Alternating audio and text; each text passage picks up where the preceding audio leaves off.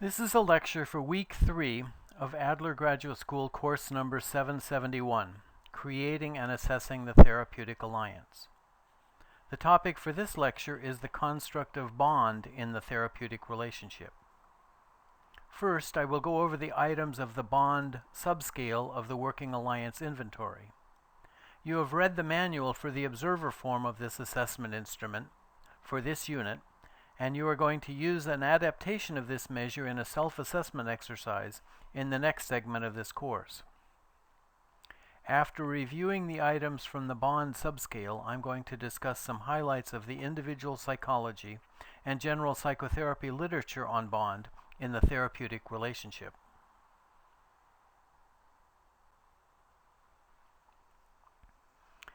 This course approaches the therapeutic alliance from 4 interrelated perspectives: informed consent, bond, task, and goal.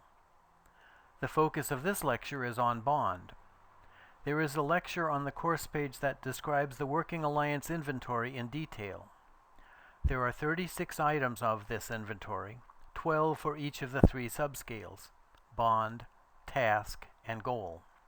For this lecture, I will be using the 12 items from the bond subscale to define and discuss the construct of bond between therapist and client.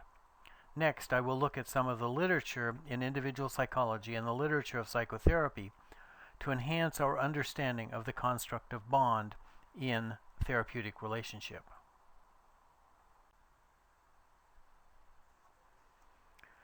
But first, I want to consider the general definition of bond as it is applied to relationships.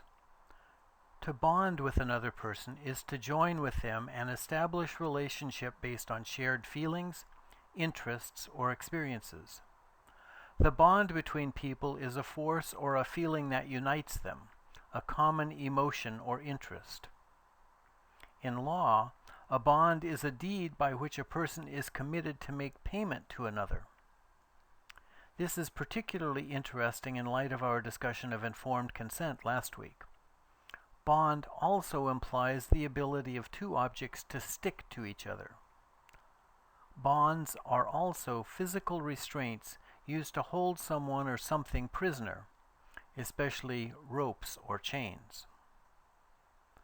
There is a sense of committed connectedness based on common feelings or interests. The construct of bond was explicitly developed in relation to therapy by Borden, as discussed in the lecture on Working Alliance for this course.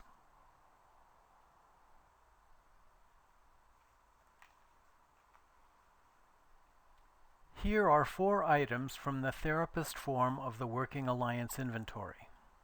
The same items from the client form ask the same question from the client's point of view of the relationship. For example, item 5 is, quote, "The therapist and I understand each other," end quote. Item 17 is, quote, "I believe the therapist is genuinely concerned for my welfare," end quote. And item 23 is, quote, "I feel that the therapist appreciates me," end quote. I encourage you to look at these items on the observer form. Items of similar content use the same item number across the therapist, client, and observer forms. These items seem to be describing a relationship characterized by affection, interest, and understanding. These emotions seem to flow primarily from the therapist and toward the client.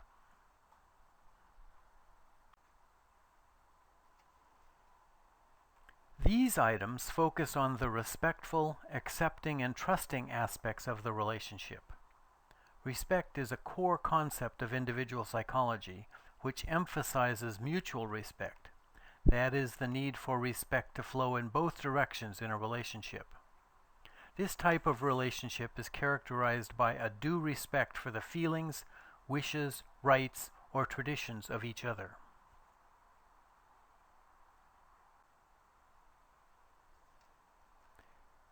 These are the negative items on the Working Alliance inventory, and so represent feelings, traits, or lines of psychological movement that are to be avoided or minimized in order for a relationship to be characterized by a high bond. These items make more explicit the importance of acceptance and honesty in the creation of a bond in therapeutic alliance.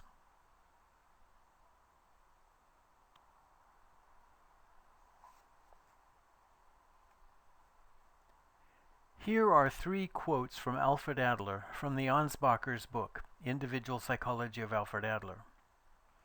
He is pointing to a connected and engaged relationship in which the therapist cannot presume to understand the client unless the client demonstrates a parallel understanding.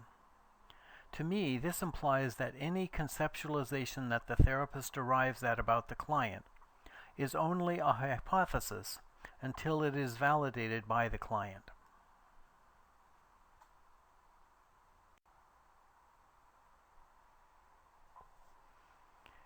There is a lecture for this course on the development of the concept of alliance in the general psychotherapy literature. Edward Borden adapted and developed some of the thoughts of his predecessors and proposed the term working alliance, which is made up of bond, task, and goal processes. His work was further developed into the Working Alliance Inventory and is the core organizing principle for the structure of this course. Outside of the psychodynamic tradition, Carl Rogers proposed his 3 core conditions of therapeutic change in 1957. These are discussed in the Carlson-Watson-Maniaci chapter that is assigned reading for this unit of the course. One rubric I frequently use in an individual psychology case conceptualization is, quote, "I am only significant when," end quote, which I complete with a phrase that emerges from my interview with the client. It strikes me that unconditional positive regard coming from the therapist is an experiential disputation of this mistaken line of movement by the client. I believe a good clinical assessment looks at mistaken lines of movement in the client's life in minute detail. I strive to have all my clients feel fully understood, and it is not unusual for me to put words on experiences that have never been out in the open before or seen so clearly by the client or by someone in their life. I work equally hard to avoid their feeling judged by me, even when they are quite critical of these aspects of themselves. There is a powerful tension between the clear discernment of what is going on in the client's life, especially the mistakes that are being made, and the tendency to evaluate or judge their behaviors or their beliefs.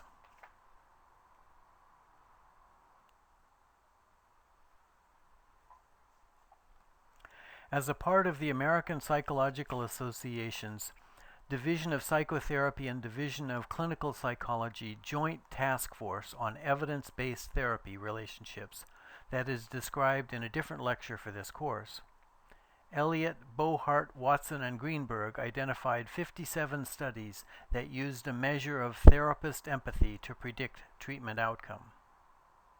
They found a moderate general effect across these studies, and that empathy predicted treatment outcome across different theoretical orientations, treatment formats, and levels of client problem severity. These results point to a number of practices that therapists can profitably employ. First, it is important for therapists to make efforts to understand their clients' experiences and to demonstrate their understanding through responses that address the client's needs as the client perceives them. Second, empathic therapists do not parrot clients' words back or reflect only the content of those words. Instead, they understand overall goals and moment-to-moment experiences. Third, empathic responses can take many forms, including straightforward responses that convey understanding of the client experience, but also responses that validate the client's perspective. Fourth, therapists should neither assume that they are mind readers nor that their experience of understanding the client will be matched by clients feeling understood. Finally, Because research has shown empathy to be inseparable from other relational conditions, therapists should seek to offer empathy in a context of authentic caring for the client.